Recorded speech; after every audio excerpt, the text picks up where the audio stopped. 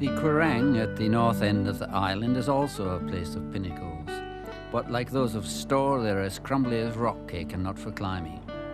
It is a wonderland of rock needles, towers and dark crannies, where you might expect to find elves and fairies.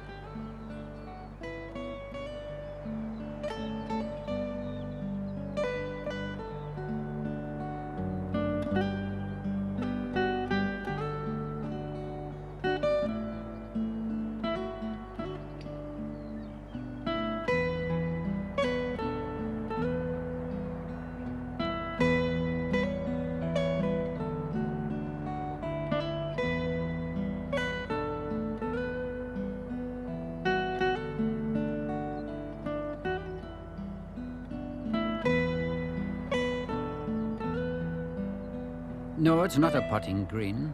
It's known as the Table, and to celebrate the end of the First World War, a game of shinty was played up here among the pinnacles. Shinty often seems like a cross between hockey and clan warfare, which it appears to have replaced as a Highland recreation. The old bloodletting finally came to an end in 1601 in a campaign known as the War of the One-Eyed Woman. A MacLeod chief took to wife a MacDonald woman who later lost an eye in an accident. The chief tired of her and sent her back to her clansmen riding on a one-eyed horse led by a one-eyed groom with a one-eyed dog. The inevitable happened, and here in Corrinacrease the MacLeods and MacDonalds hacked it out bloodily for the last time below the Black Culin.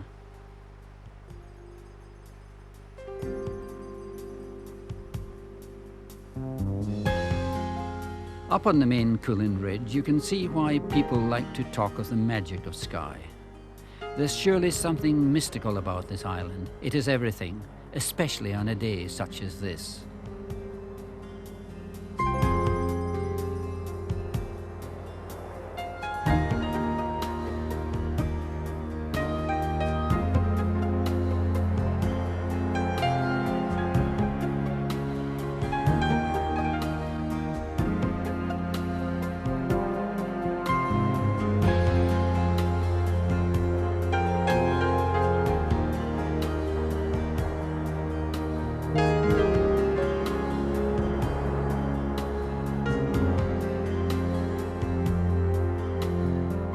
The jagged summit of Skye Gillian, the first peak at the north end of the Culin Ridge. Traversing the ridge is a strenuous business, with 10,000 feet of ascent. It was first completed in a day in 1939.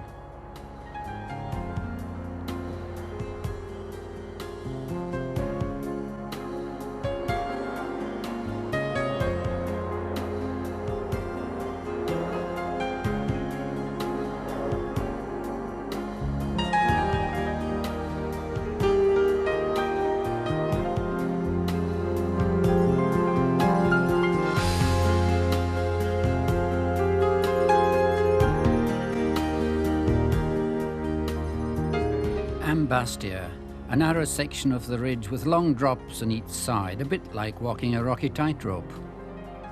Though the Culin can have rain to rival a monsoon, the water rushes off the steep rocks, and on balmy days like this, drinking water can be a problem unless you carry it with you.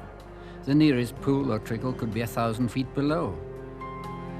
In winter, traversing the ridge is a much more serious undertaking, but is probably the most exciting mountain expedition in Britain. After the excitements of the Culin Ridge, we've often gone west to take in the peace and the five-star scenery around Loch Brackadel. Among its islands, caves and arches, time surely stands still.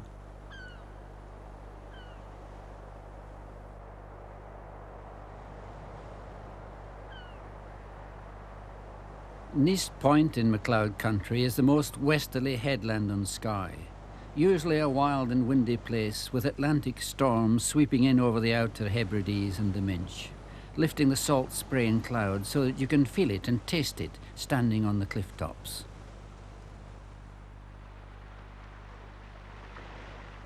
MacLeod's maidens are supposed to be the wife and daughters of a MacLeod chief who perished in a storm on a voyage from the Outer Hebrides.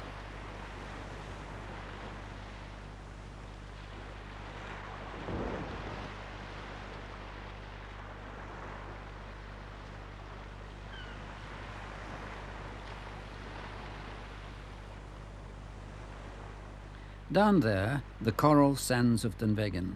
I discovered that they're not really formed from coral, but from an encrusting seaweed which grows just offshore, and broken pieces get washed up by the sea.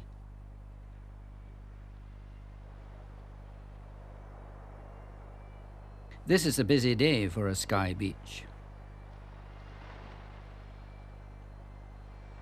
The McCrimmon family were pipers to the MacLeods of Danveen, and I'm sure their music had much to celebrate and lament in the violent years. In 1578, the congregation of MacLeods here at Trumpin Church were burned to death by MacDonalds from Uist. Members of the MacLeod clan at Danveen Castle unfurled the fairy flag, which has magical powers, and rushed to the scene of the crime to defeat the MacDonalds.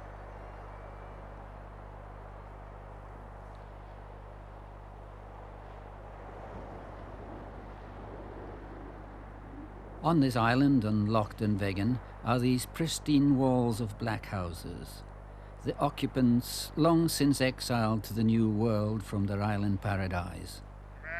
No one who has been here can ever forget this breathtaking, enchanted island.